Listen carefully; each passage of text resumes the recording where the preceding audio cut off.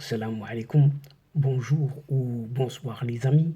J'espère que vous allez bien partout où vous vous trouvez. En tout cas, c'est le meilleur que je vous souhaite. Et surtout, en ces 10 derniers jours de ce mois sacré de Ramadan. Bienvenue sur votre chaîne Bled Maghribia, qui attend comme toujours vos encouragements. Et un merci tout particulier pour vos précieux conseils et vos gentils commentaires. Également, un merci une nouvelle fois de nous recevoir chez vous et parmi vous. Mais abonnez-vous. On ne cessera de vous le répéter. Abonnez-vous et faites abonner tous les gens que vous connaissez autour de vous pour y être tout simplement informés de recevoir toutes les dernières nouvelles de votre chaîne.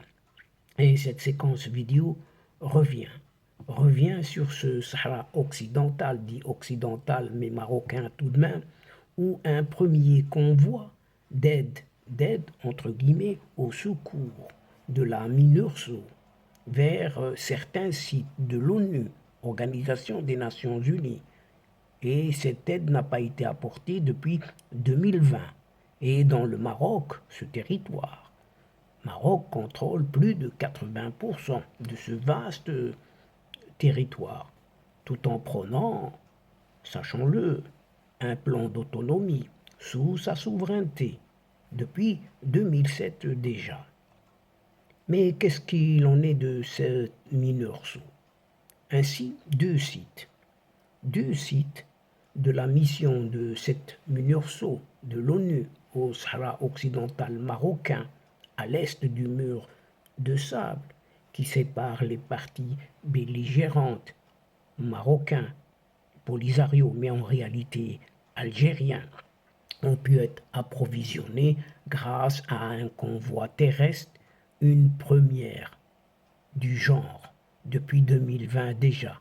En tout cas, c'est ce qu'a annoncé l'ONU lundi 10 avril dernier. Et on peut y lire, entre le 5 et le 7 avril dernier, un convoi a terminé l'approvisionnement de deux sites.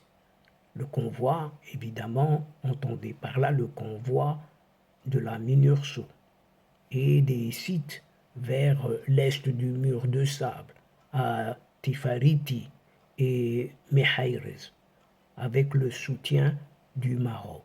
Le Maroc était là, présent.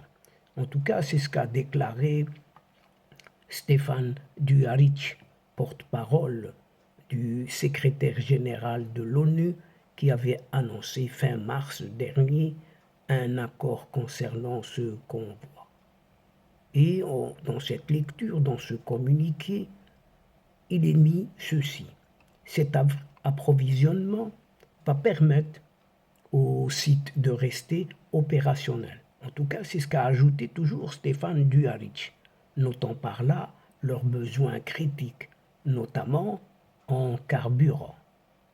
Et il est vital de poursuivre sur cette lancée et d'assurer que la mission puisse continuer ses efforts sur le terrain et sa présence sur l'ensemble du territoire, dans le but de créer un espace pour un progrès du processus politique mené par l'envoyé spécial de l'ONU, Stéphane de Mistura. En tout cas, c'est ce qu'a encore souligné Stéphane Dujarric. Le Sahara occidental marocain, nous le savons, une ancienne colonie espagnole, est considéré comme un territoire non autonome par l'ONU, en l'absence d'un règlement définitif, malgré la vingtaine de résolutions onusiennes qui reconnaît cette autonomie proposée par le Maroc depuis 2017. Il faut juste lire cette vingtaine de résolutions à chaque fois. À chaque fois, c'est répété qu'elle est pour cette autonomie. Sachant que ce Sahara occidental marocain oppose depuis des décennies tout de même le Maroc au Front Polisario. Mais en réalité, elle oppose, elle oppose une certaine Algérie qui soutient justement qui soutient Mordicus, ce Polisario. L'Algérie, l'Algérie, c'est par ce vieux régime, ce régime de vieillards qui sont à la tête du pouvoir à Alger. Mais il faut savoir également qu'aucun convoi terrestre, depuis le 13 novembre 2020, n'a atteint ce territoire. Et le Maroc, qui contrôle un peu plus de 80% de ce vaste territoire, prône assez justement un plan d'autonomie sous sa souveraineté depuis 2007, donc, quitte à le répéter. L'Algérie, par l'intermédiaire de son moutard, qu'elle a créé de toutes pièces, et qui est ce Front Polisario, et qui réclame pour sa part un référendum d'autodétermination, qu'elle crie sur tous les poids, tous les toits, sous l'égide de l'ONU, qui avait été prévu lors de la signature en 1991 d'un certain cessez-le-feu, mais jamais concrétisé le référendum, car bien évidemment devenu obsolète, parti dans les calendes grecques et depuis belle lurette déjà. Le territoire est coupé du nord au sud depuis les années 80 par un mur de défense, comme l'appellent les autorités marocaines qui l'ont érigé.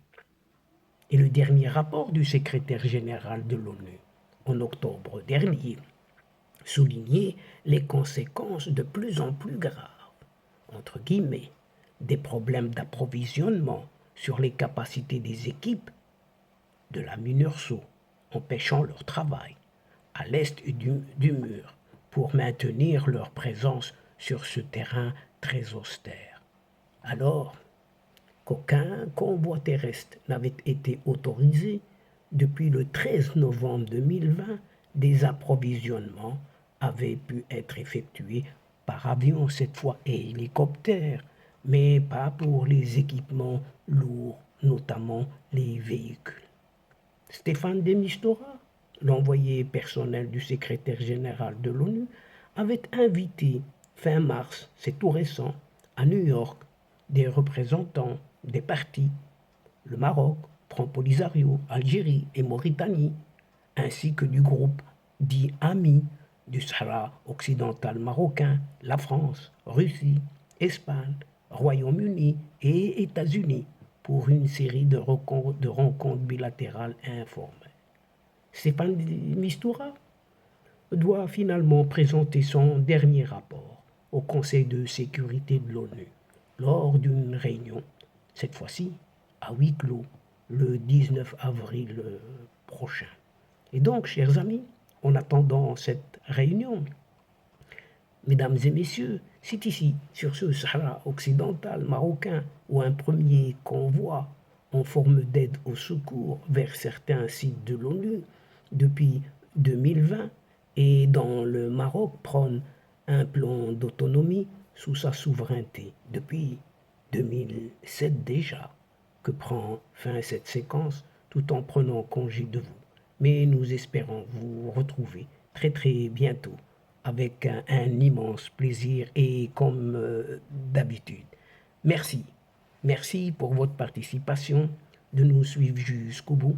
Mais n'oubliez pas de nous aider, d'aider votre chaîne, de nous aider mutuellement, tout simplement, en vous y abonnant, afin d'être informé très très rapidement, mais surtout, partagez les séquences vidéo de votre chaîne, là où vous êtes, près de vos proches.